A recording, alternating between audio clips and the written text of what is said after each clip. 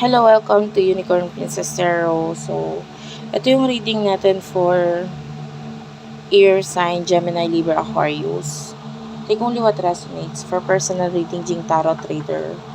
Baka-search na lang siya yung sa Facebook kasi siya yung pwedeng magbigay ng personal reading sa'yo. Kung gusto mo naman magpagamot, puntahan sila sa bahay nila, pwede rin. Yung ibang details nandiyan lang sa description box. Sana mag-iwan ka ng comment kasi sobra ko po na-appreciate yung comments. Kahit po heart lang smileys, malaking bagay yun sa akin. Sana po mag-iwan po kayo. Salamat po.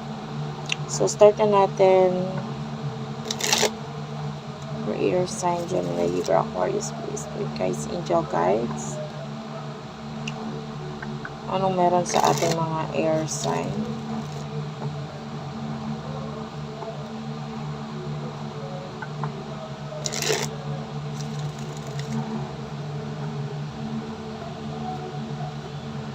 Okay.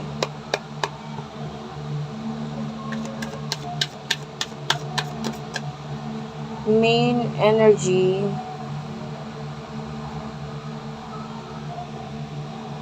Eight of Swords and the Page of Wands.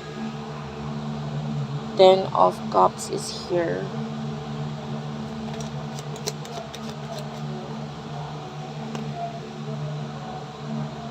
Palace of Coins.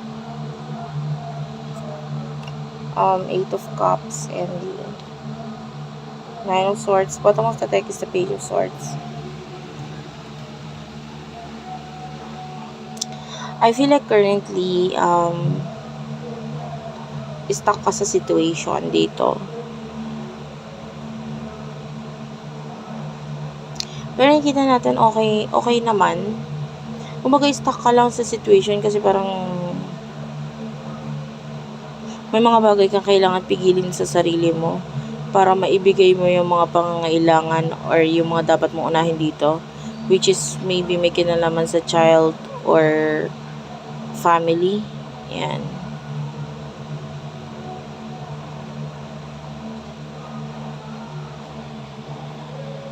Actually, wala akong masyadong nakukuha sa energy mo. Kasi yung energy mo naman is okay ka naman. Kaya lang more on pagtitiis lang sa sarili. Pwede may mga gusto kang bilhin, may mga gusto kang gawain, pero mas inuuna mo yung mga pangangailangan ng pamilya mo. Especially a child for some of you. Yung person na kakonect mo, nakikita natin siya sa future. Maybe someone who is younger than you. Or kung hindi man, pwedeng mas mature ka sa kanya lang, no? Pwedeng mas may edad ka, pero or pwedeng may mas edad siya, pero pagdating sa maturity, mas mature ka.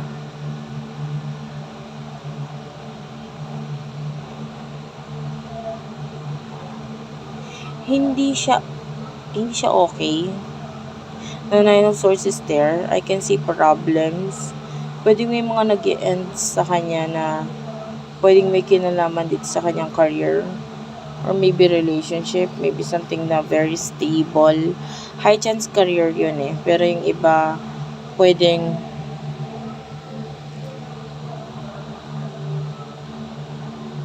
problema sa relationships, sa katrabaho or something, or sa pamilya.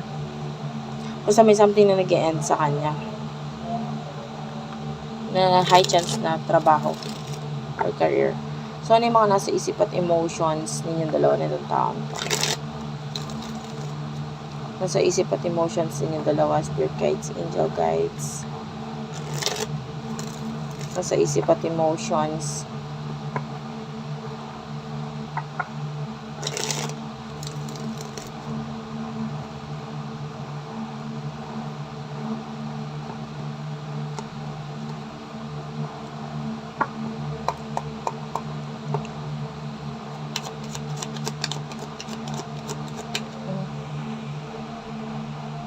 Six of Cups, the Tower, Queen of Coins is here.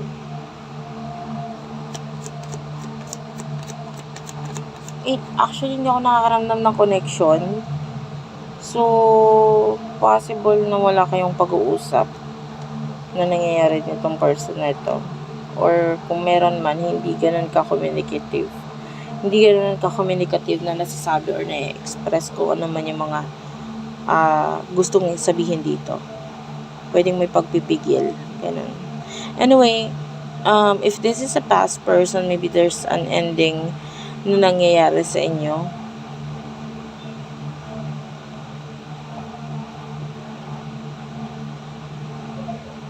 And I feel like nakikita mo na parang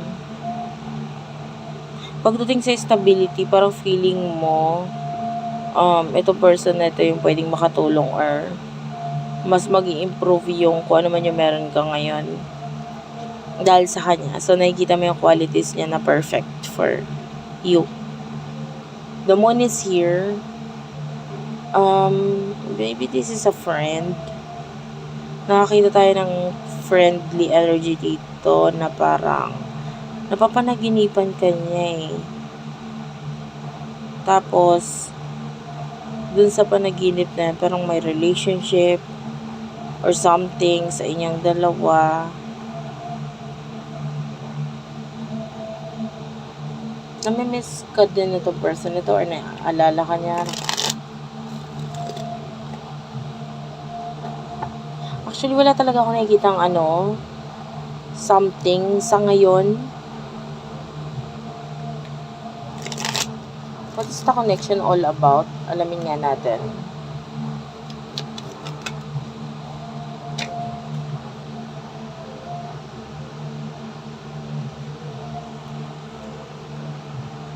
Eight of Wands and the Queen of Cups. Okay, so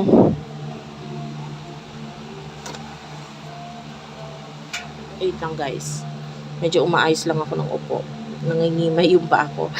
So, nakikita natin yung connection ninyo. There's love here with the Queen of Cups. The Eight of Wands is medyo weird na energy. Pwedeng may family na involved. So, pwedeng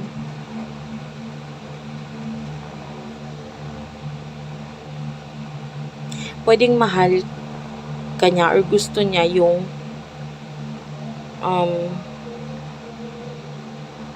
family mo. Gusto niya yung pamilya mo. I don't know if this is a close family, friend. Basta may connection kayo regarding sa family. Parang ganun. Kung may anak, kung may children na yung isa sa inyo, pwedeng ninong or ninang siya nung anak mo. Parang ganun. Or siya. Pwedeng ninang ka ng anak niya. So, may ganong energy. May bonding na may kinalaman sa family. Not necessarily bata, pero pwedeng bata. So, what will happen in the future for the both of you? Kaya wala akong masyadong makuha actually. Kasi, malalim yung connection, pero parang hindi masyadong naging malalim yung pagsasama or pagkikita. Parang ganun. Death card, the 4 of coins, 9 of coins, 4 of swords, and the ace of swords. For your person, Knight of coins, King of coins, 3 of life is here, and the 7 of wands. Bottom of the deck is the Emperor. Well, actually, in the future, nakakita ko ng possible na may mag-end dito na situation para sa'yo. Hindi ko nakikita na pipilitin mo or pipigilan mo yung ending. Nakikita natin with the 4 of coins. Kasi this time around, pwedeng iniisip mo na lang is yung sarili mo. Ito wala kinalaman nito sa love, but rather sa career. Pwedeng ganun. Kung ano man yung mga dapat mag-end sa buhay mo, dapat lang talaga siya mag-end. And parang wala kang magagawa dito kundi isip-isipin lang, ganun. Sa person nakakonect, o whether nakakaamoy ako ng pagkain na malagkit or something. Hindi ko sure kung ano yun. It's like peachy-peachy or honestly, hindi ako magaling sa mga kakanin, pero something to do with kakanin. This could be a reading. In the future, there's this person, the King of Pentacles, na pwedeng magta-try mag-reach out sa'yo, pero hindi mo siya maintindihan. Tell me more. Yeah, the 7 of Coins. I can see offers. May mga offers na possible na sabihin sa'yo. Pero parang hindi mo ginagawa ng action or pagpansin kung ano yung mga offers na ito. Anyway, thank you for watching. I love you all and bye-bye.